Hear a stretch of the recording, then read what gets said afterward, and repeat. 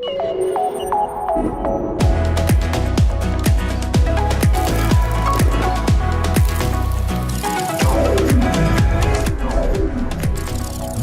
is NAB Show Live. For someone who doesn't, like myself, for someone who doesn't know what Magewell does, what do they do? So Magewell's probably best known for their capture devices, which they've been selling for quite a few years and are very popular. But over the last couple of years, we've expanded what we do to include other workflow functions such as playout, streaming, and conversion. Why? Well, a lot of it comes down to the success and the reasons that people love Magewell products so much.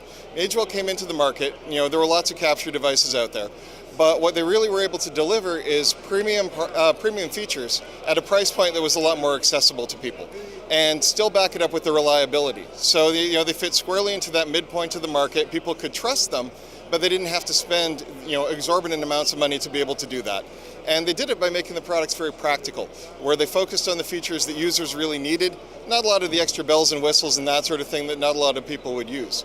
So they gained such a great reputation for that. People were coming to us regularly saying, well, what if you did this and what if you did that? And we were really strategic about it, though. We didn't try to do everything, but we honed in on a few things that we really thought we could bring those same benefits and value to customers in the other areas.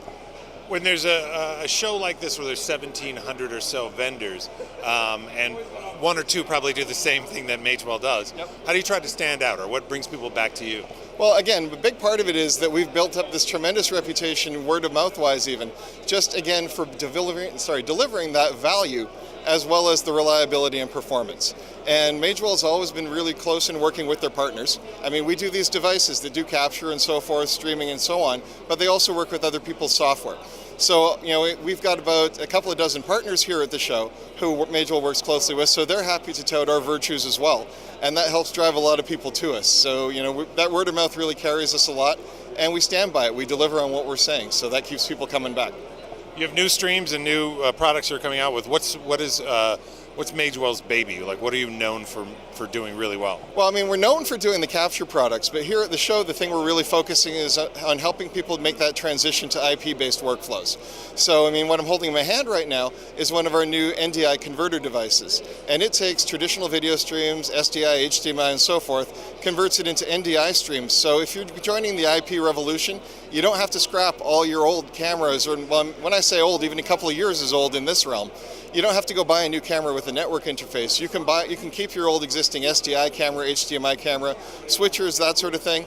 Just plug this in between it, and you're immediately on the NDI media network in the IP world. So we launched the encoders for this a few months ago at IBC, and just this week we announced the new decoder model, which completes the chain so you can take these NDI streams, hook them up to your existing monitors, projectors, other legacy equipment, or even just hook it up with an encoder to transport video, audio, and power over a single cable over a long distance.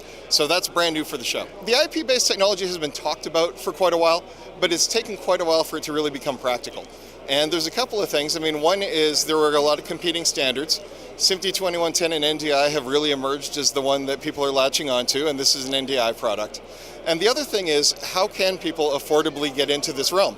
And that's where we saw that one of the impediments was people didn't want to have to go buy new IP-enabled cameras, switchers, and so forth, that by being able to let them use their existing equipment investments, this could actually help them move into that world.